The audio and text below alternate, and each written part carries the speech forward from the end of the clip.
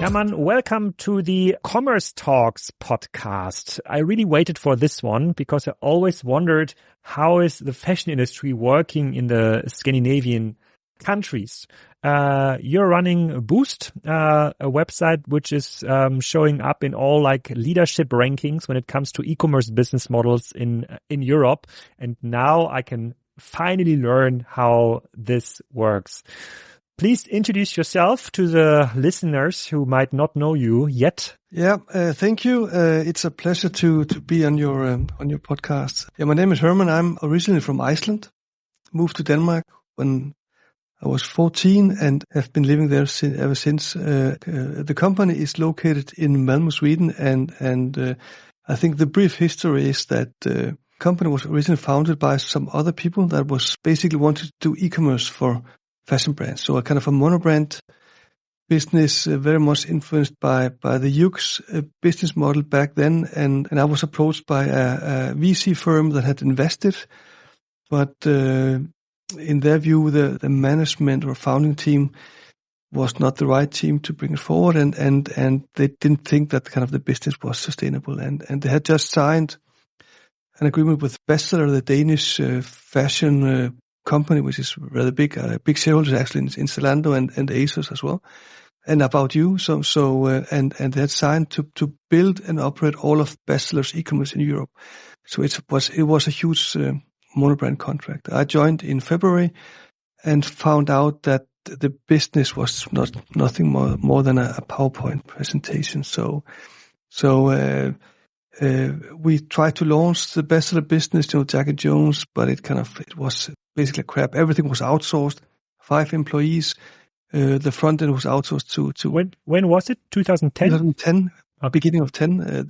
The front end of the web shop was outsourced to Vietnam, and the back end was outsourced to India, and it was a disaster. And I found out, and they didn't have any tech competencies at all. Everything was outsourced. I tried to kind of to say, okay, how can we build it up and build their own tech? But before we kind of managed to do that, Bestseller resigned the contract. They were kind of 99% of the business. And they said that they wanted to end the contract in June 2011. So we actually faced kind of, should we close down the business or something else? And I managed somehow, and I don't really know now how I did that, to convince the VC firm to do a restart. We thought a lot about, should we close down the company and start all over again, or keep or continue in the Boozt fashion or BCT fashion business, as we wanted to finalize the business with Bestseller and keep good relations with them. We kept the business or the company and got rid of the founders. And I called some of my old friends, people that I've been working with in the past, and asked them if they wanted to start basically a fashion e-commerce business with me. And we were like 5 guys in our 40s, did not know anything about fashion e-commerce. So we said, okay, well, how can we do that in a smart way? So we just said, okay, let's just copy what we thought was the best department store in the Nordics. So that was kind of the start. And we launched Boozt with, I believe, 9 brands back in 2011, 9 brands and no money. And then kind of tried to hustle our way forward based on that. So it's almost embarrassing to think about that we were kind of 9 brands and building on that. And again, as I said, we didn't know anything about. What was back at the time? I think Zalando started in 2008, 2009. About You, 2012, 13. Was Zalando kind of the poster child in the e-commerce fashion industry even back then, or was it ASOS? Or yeah, Zalando had actually just launched in the Nordics when we launched, but our big or the ones that we kind of aspired to were was mainly Zappos in the US, who were kind of really good back then. And we thought that their approach to the customer and the customer experience was great. A lot of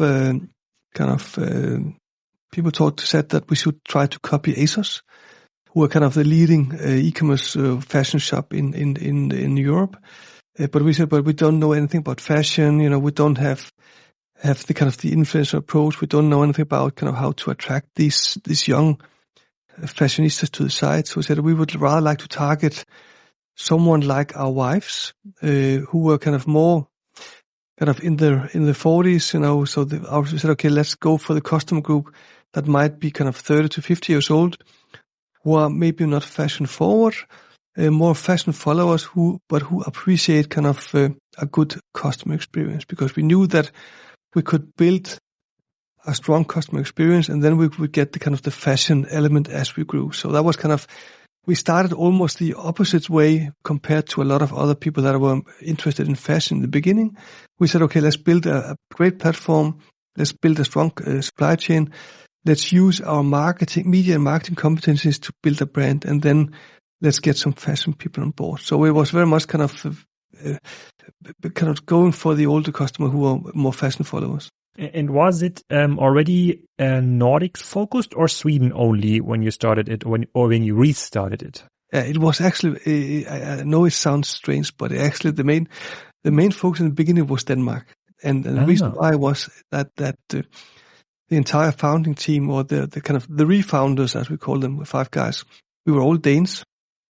So you might say it's a strange thing that you have a Swedish company and with the founders being Danes.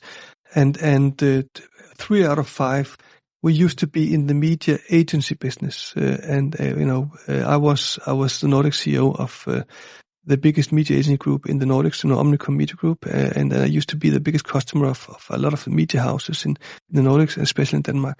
So we used our connections to make great media deals first in Denmark, and then in Sweden, Finland, and Norway. So it was kind of, our expansion was very much driven by our ability to negotiate good media deals. But media deals, just remind us there. So I remember, like, Zalando was also known for this kind of big media deal with ProSiebenSat.1, which was like recognized as the first like performance-based TV deal. It was unheard of before.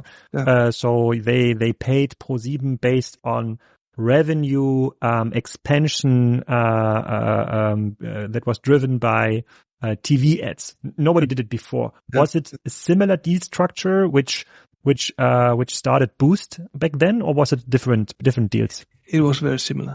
We have been, back in the late 90s, we started with doing econometric modeling in my old agency. So we know a lot about how media works.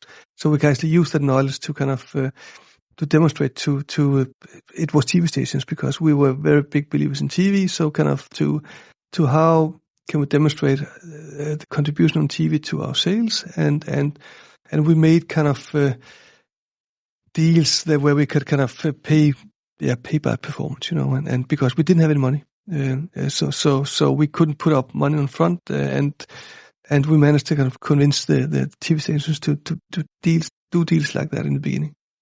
Ah, nice. And if you're like scrolling fast forward to today, can you give us like a rough understanding about the KPIs, revenue, employees, global reach, maybe and the business itself? We are in the label ourselves as being a Nordic department store. Last year our revenue was around 700 million euros, and our adjusted EBIT was 5.2%. I believe actually we are the most profitable e-commerce, fashion e-commerce company or pure player in Europe. 70 million euros? What's your revenue? 700 million euros. 700. 7 is our revenue, and our EBIT last year was around 40 million euros. Oh no, 35 million euros, something like that. Nice. Okay, that's for sure a number others would like to see. It was 5.2% adjusted EBIT, so it was good profitability.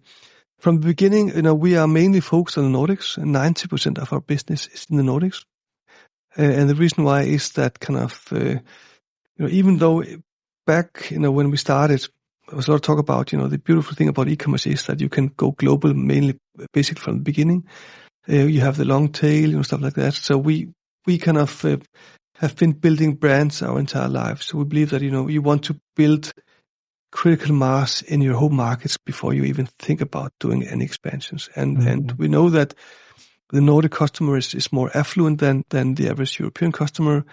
They like brands, and of course Zalando had just launched, with the biggest assortment ever seen in the Nordics of any fashion company. But we thought that kind of in this mid to premium segment there was a spot where we could go in and take a kind of a share. So from the beginning we said, okay, let's do this Nordic expansion, focusing mainly on Nordics, and then basically taking it country by country. So Denmark was the first country, and then Sweden, and then Finland, because we managed to do a good media deal in Finland, and the last country to go into was Norway, for the Nordic countries. So and that is kind of our biggest expansion. Then, of course, lately we have been also going to the Baltics, because we got kind of the Baltics being kind of Nordics or Nordic minded, so it makes good sense, So, of course, we sell a little bit in Germany and the Netherlands, but it's kind of, we said that everything we sell outside the Nordics,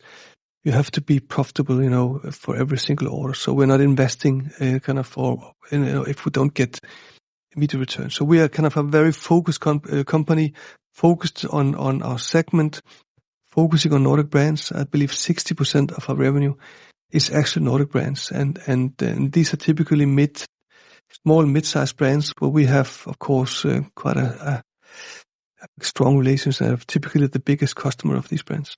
And the business model itself, is it still that you are buying the merchandise from the brands, have it on your own risk, on your balance sheet, like owning the inventory risk? You run the warehouses, you run the logistics, you own return risk, and you're making your margin, the 5.2% margin, based on this risk position. So it's just like it's a standard markup game you're in.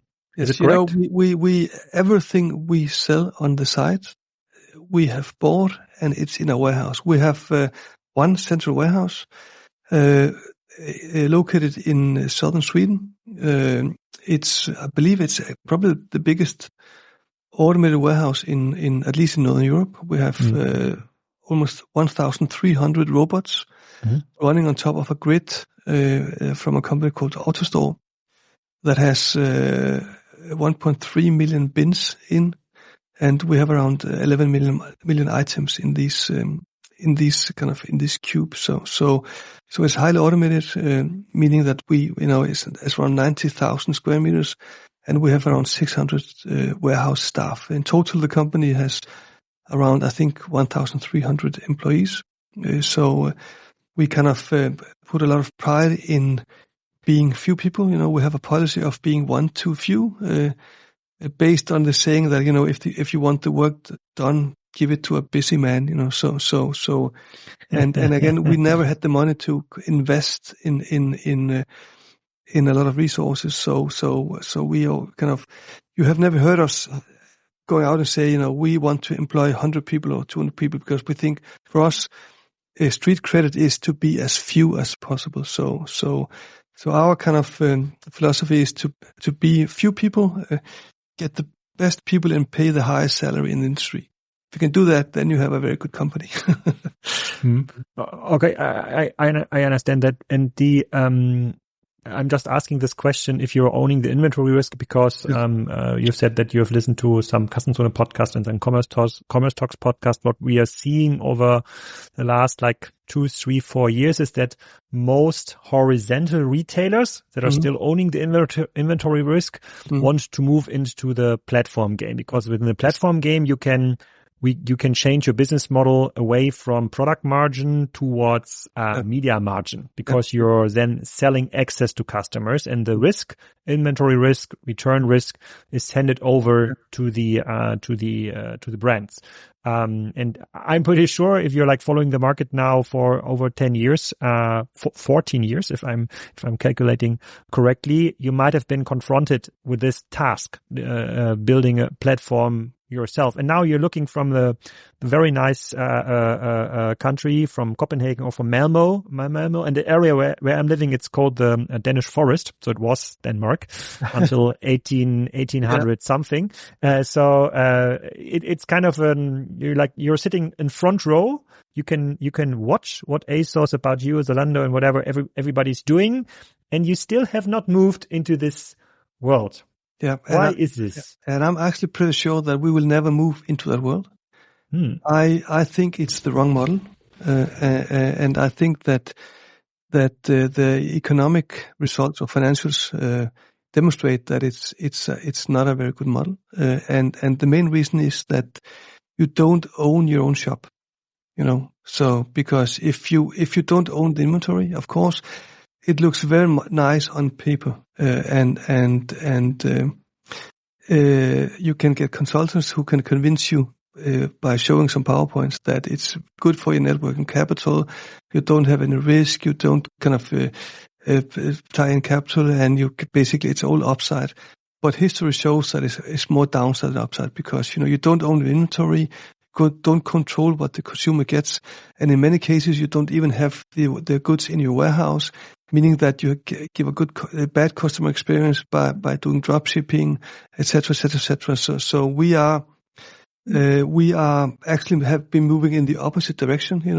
Up until lately, we had consignment agreements where some of our brands owned the items in the warehouse, but we have now moved everything to own by, meaning that we control what is displayed on the site, how it is displayed, what the price is, etc., etc., etc. And we believe that it's the right model. And our view is that the partner program model, where the brands have the goods in their own warehouse, it's a kind of a lose model, because nobody makes money on the model. It's a lose for the brand owner, because they're paying fees to the platform. It's a lose for the platform because they risk sending kind of items from different places with a free basket size. It's a lose for the customer because they have a bad customer experience, risking kind of receiving 2 or 3 or 4 shipments from the same order. So I think in my lifetime, you will probably never see us moving into that direction. No, I think it's still an open discussion. So I agree on the perspective that it's way harder to control, obviously, the customer journey, and that based on very, very limited logistics capabilities of the brand, and also the increasing complexity on the tech side, it's very hard to pull it off. But if you're looking at the new Chinese platforms rushing into the European markets, in your industry, it's definitely Shein, which is like a verticalized platform, I would say.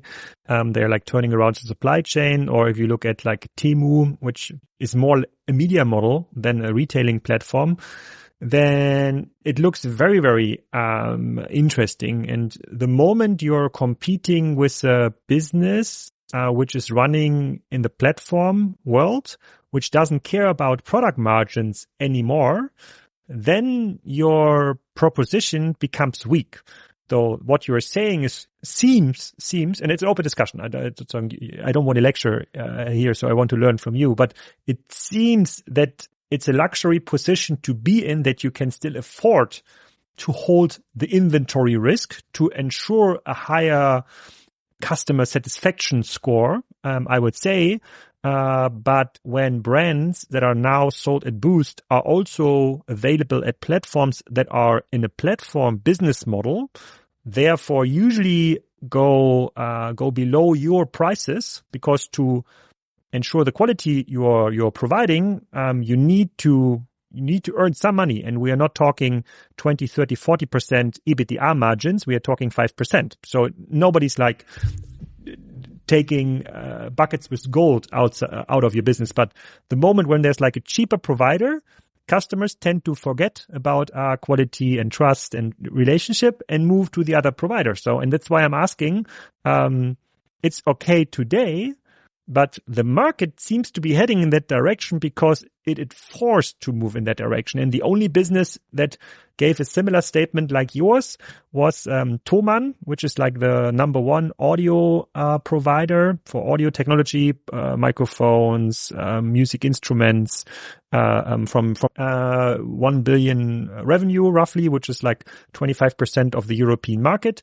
And he said back at the time, I will never allow dirty marketplace products on my well-sorted shops. It will destroy the customer experience. And he was right, but he was the market leader, so nobody was able to compete with him or the platform. And here I'm asking you the same. So the moment somebody steps into your market, into Denmark and Sweden, offering similar brands for a way lower price, then you cannot hold the proposition. Yeah, but that then you're assuming that someone steps in and can offer the same or similar brands at a lower price. And of course, they can only do that if they have a lower cost structure than we have. Mm-hmm. And our claim, of course, is that we have by far the lowest cost structure of all the players, because we have a very simple setup. Again, only one warehouse, highly automated, well invested in technology. Everything that basically is in our ecosystem is own built. And and I think you should be really, really careful comparing to what happens in China. And if you look at Temu or Shein, the reason why they are successful is that it's dirt cheap what they're selling with very, very low quality. And this is also why we say that we believe that we have found, or some of our investors are saying that they believe that we have found kind of a sweet spot to be this mid to premium priced positioned player in the Nordics. So because, we're not luxury, where the brands own the customer and the customer journeys, where we can see that the platforms or the shop or the kind of the multi-brand shops are having difficulties in basically getting access to the inventory and don't make money. And we're not in the enterprise that are competing against Shein or Temu. So when, and again, when we started and during our first years, we were told that, okay, if someone like Amazon or Zalando or maybe About You want to destroy you, they can do that at will. And because they can either go cheaper or outspend you in marketing. But in our view, they can do neither parts because, our basket size is almost twice the size of our German colleagues. So, and we are spending 10% on marketing. So if they, so in absolute euros, they would have to spend something like 20% of their kind of sales on marketing, which would not allow, and they can't afford to sell at the same or a lower price than us because our cost structure is just, it's optimized and much lower. So we believe that we are strong, but of course, I might change my mind, in 3 years time, it might be different. So again, being from Iceland, I have my views and I think it's much more fun to have a provocative statement than just being we all want to learn here, but then maybe can you give us some like historic or your version of like the market entry success or failure of like Zalando or About You or ASOS? Because from my understanding, they all tried the Nordics already, because like for them it's like a market close by. They can serve them from existing warehouses, big enough if it's understood as an aggregated market. If you like put all the markets together, or just Denmark and Sweden, I think that is like 80%. But they have tried it, right? And you said it yourself that when you started Boozt, Zalando just started market expansion into Denmark. So what is their status quo? Because if you are running a 700 million euro business, there's not too much space. Yes and no. Actually, I have high respect for Zalando. I think they're actually outstanding, and I think that they are doing a lot of good stuff. And I believe that they are very strong in the Nordics. So Nordics is probably one of the best markets, and I can't point at them doing anything wrong in the Nordics. On the contrary, so I don't think it's because they are doing something wrong. I think that we are positioned slightly different. We are more kind of mid to premium and more local brands. And of course, we have the advantage of being here in Malmö, 600 people only focus on the Nordics. Just makes life. If we can be more focused than they can, because they have to take care of all the markets. So I think that kind of, I hold them in high regards. I think the market is big enough for both of us. I believe that when the dust settles in the Nordics, there will be 2, maybe 3 big players who are much bigger than the rest. And I believe that my hope is it will be Boozt and Zalando. And I think that will be the case because it seems that we are kind of the strongest players and the best position. So, and the e-commerce penetration in the Nordics in our categories, it's somewhere around 25%. And we believe that in 10 years, this number will be closer to 50%. And I think that the combined market share of Boozt and Zalando in the Nordics is probably below 20% of the online. So you will both see consolidation, meaning that, that people will consolidate their buys with the big platforms like us, and then you will see increased penetration. So there's a lot of room to grow. So I don't see, actually, I don't see that we, Zalando and Boozt are competing kind of head to head. It's more like that kind of we're taking the market share that we're getting from the rest. So I hold them in high respect. So I can't point at them doing anything wrong. It's more that kind of we are more focused on the Nordics. What do you think is their revenue in the Nordics? I don't think they don't disclose it, but they are at least twice the size of us, I think. So they are bigger than us, much bigger than us in Nordics. Okay, and do you think this is because they have like a vaster category setup, so different brands? Because obviously, if you're looking like from a very, very high perspective on it, you're both selling fashion, more or less. Yeah, but we are, fashion for us is kind of the share of fashion of Boozt is getting close to 50%. So we also sell beauty, sports, kids, and home.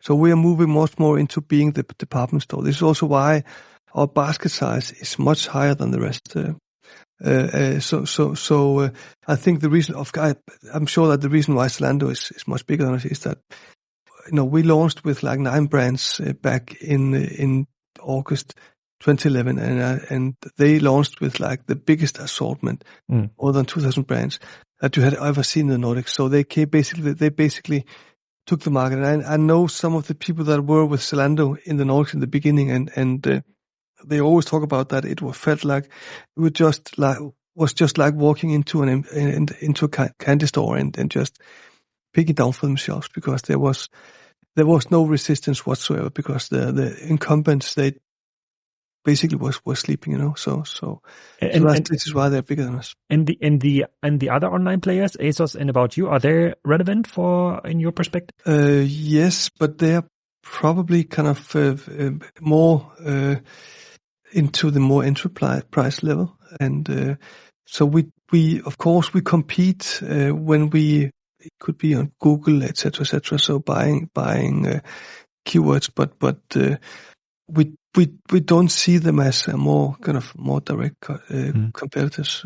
Okay, Google is a good keyword actually. So because one of the things that are letting me rethink my own understanding of e-commerce with Shein and Temu is obviously they have a way of like trapping the customer in the app. So they eventually save money on Meta and Google, and charge money from vendors that want to show themselves in the product feed in the app.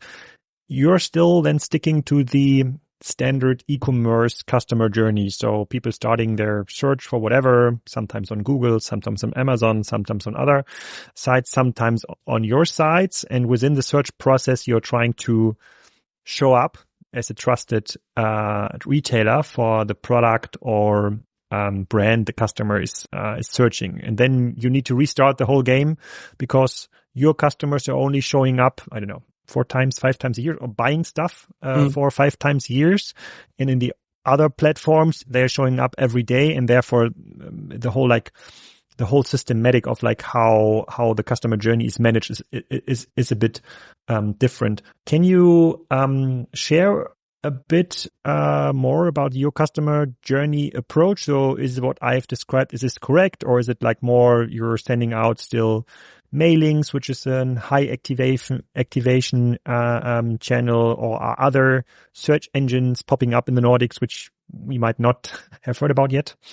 We are, I think, as a base, we are kind of media agnostic. So we actually really don't care where the consumer journey starts. We send a lot of mails out every day. So it works. We still use mass media, use TV, outdoor radio, magazines, etc. And then of course buy a lot from Google, etc. We launched just after summer last year our Boozt Club, which is our own customer club, which is gaining momentum. So we are kind of using all channels, and even we have also built quite a considerable revenue in our retail media department. We have something called the Boozt Media Partnership, where we offer brands to do campaigns using first-party data that we have on customers both on-site and off-site. So we're kind of using all channels, and it's actually kind of a core competence, because we are, the founders. We grew up in the media agents business, market business. So this is something that we are, in all modesty, are really good at. So we basically use all channels and have the app and basically use all means available. And we have the big advantage that our basket size is so high that we get great return on investment. We can actually pay a good amount on customer acquisition and still make money. What is the basket size? You're saying it's double the size like Zalando's? Our net basket size after returns is around, I believe, 85-90 euros. Okay, that's nice.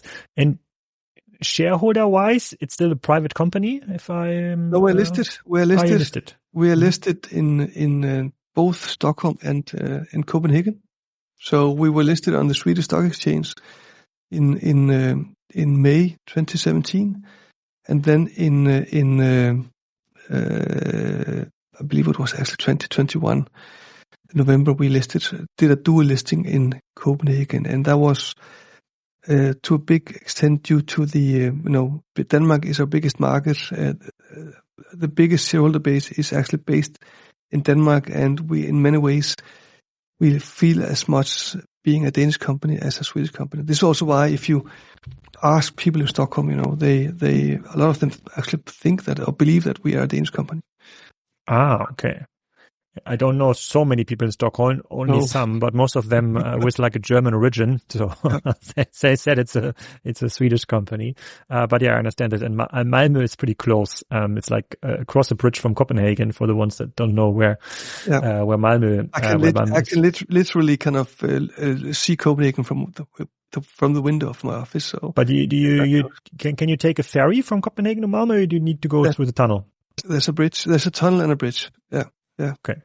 Okay. So, understanding that, but moving a bit forward. So, with the competition environment that's getting a bit tense. So for all sides, it's getting tense for the old players like Zalando, because they need to, they are forced by the financial market to earn money, to show like similar margins like you're showing, means that I cannot invest in new markets anymore. They will pull back on every investment that will cost them money for the next 5 to 10 years, focusing on like payback time.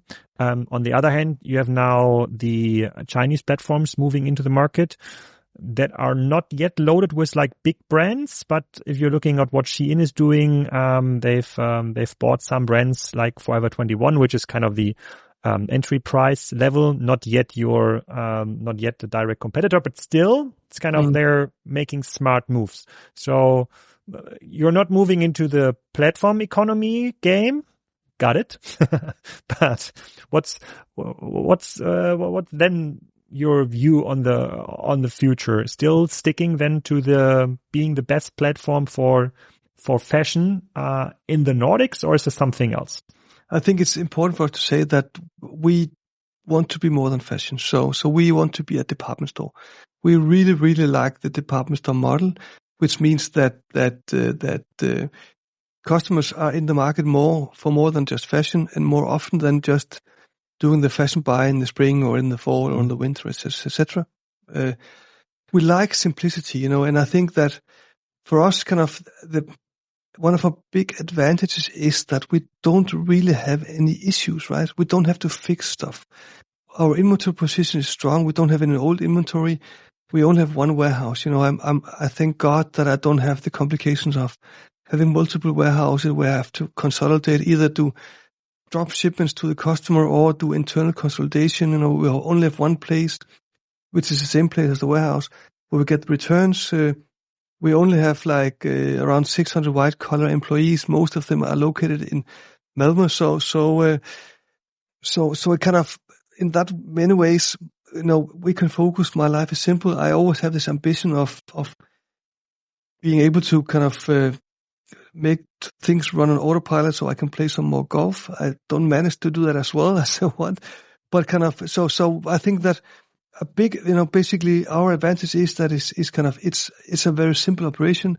It's a department store. No one else is really, we don't have any other of the big platforms or players that are doing the department store play. And then we believe that the market growth is still high, and our guess is that the online market in its own will grow somewhere between 5 and 15% every year for the next 5 to 10 years. So I think that the most difficult thing in being in our business is to stay focused and keep your discipline, because it's so tempting to get, I wouldn't say bored, but you want to kind of do a lot of stuff and you have so many distractions. And if you listen too much to consultants, they will try to convince you into all kinds of stuff.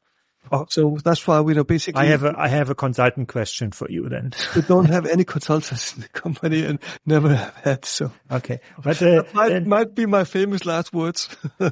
So many consultants might have to convince you into the AI game, like creating an app experience which is like super tailor-made, or creating, instead of like one boring white picture of a t-shirt, like 10 videos out of this t-shirt with like different models wearing it, and therefore increasing conversion rate, blah blah blah blah blah. You would know it, what in this presentations you will find. So what's your view here? Have you done something like this? Yeah, but you don't need a consultant to tell you how to use AI, because that's kind of. Right, but that's how they earned money last year, with presentation telling you about AI. And again, it's large language models, and they have big advantages, but they also have big limitations, and we have been using machine learning a lot, and I think you should distinguish between the language models and machine learning, and we have used machine learning a lot also because, again, we couldn't afford to hire people, so we tried to kind of use technology to do our work. So in the beginning we've used machine learning, and are now using AI to basically reduce friction internally. Basically, how can we make our co-workers' life easier by using AI? And then, of course, and the next thing will be kind of how can you make it easier for the consumer? And I think that in our business, AI is God sent, and it will favor the big players, because it will enable you to reduce costs a lot, because they will do a lot of the boring stuff. It could be translations, it could be product descriptions, it could be images, etc., etc., etc. So I think that, again, we are, the big players, and in all modesty, we regard ourselves as being one of the big players. We can spend a lot of resources on developing that, and so of course we are using AI a lot to get costs out of the system. Reduce friction both internally and towards the customer. So we see this as actually a big opportunity. You've said that translation is a thing for you. So for the countries you serve in the Nordics, like if the core countries are Sweden, Denmark, Finland, and Norway, are you providing product descriptions in each country language then? Yes.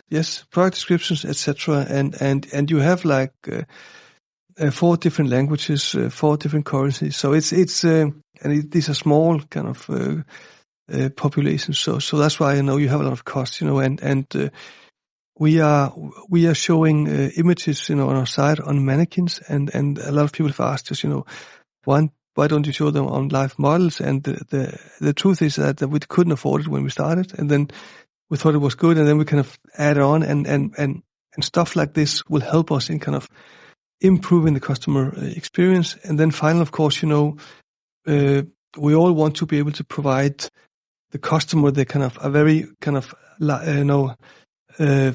in real life shopping experience, meaning that you go to the shop and say, I'm going to a party on Saturday, I have this in my wardrobe, what should I wear? And it's just a matter of time before you can offer that online. And this is kind of, I think, that where you will get a big leap forward versus also the physical store, that not only you can compete on the assortment and pricing, but also now on the customer service and advice. So I think that is a lot of opportunities in AI there. Okay. So I wasn't aware that like you still have like 4 different currency. In Finland, you have the euro, and all the rest still has their Danish krona, Nordic, Norse krona. The krona.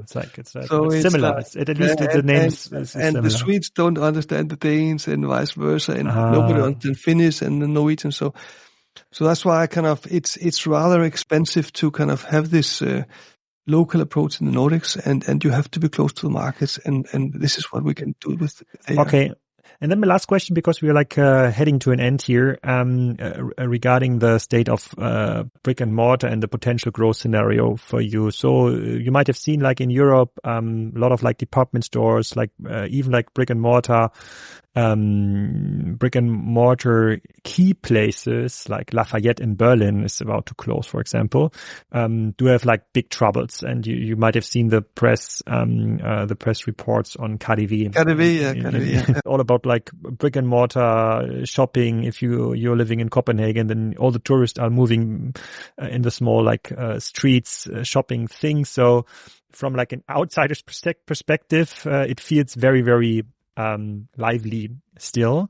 But is there like an overarching brick and mortar issue also in Sweden or Denmark, which is driving then your growth, or is it very different from Germany or UK?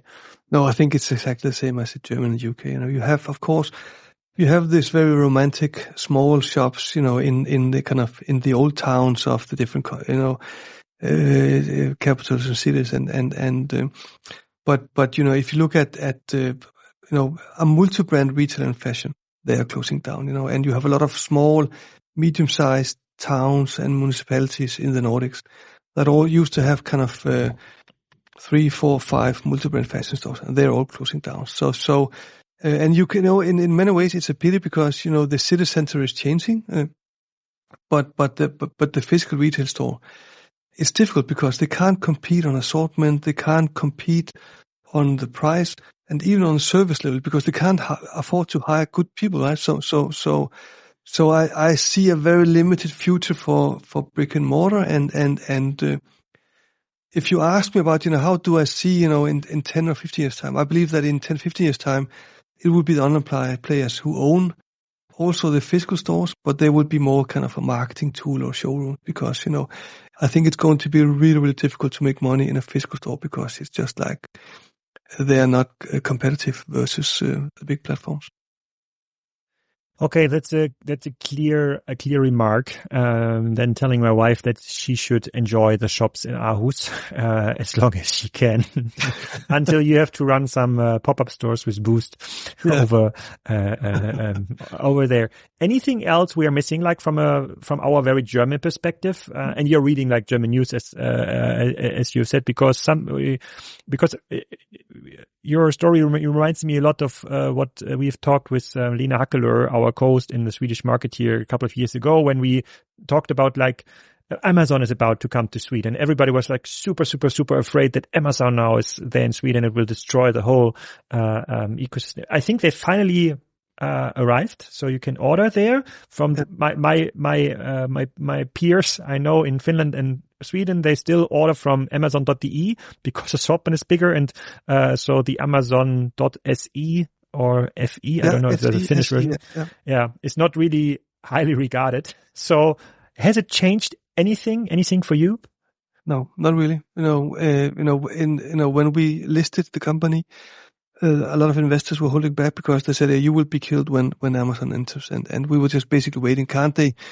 When will it come, so that we can kind of get that elephant out of the room. And they launched, I think, 3 years ago. And Amazon is an amazing company, but, fashion or department store is not their main game. So, and they're still, it's a marketplace shipping from different locations, for different countries. So the kind of end user experience is not very good.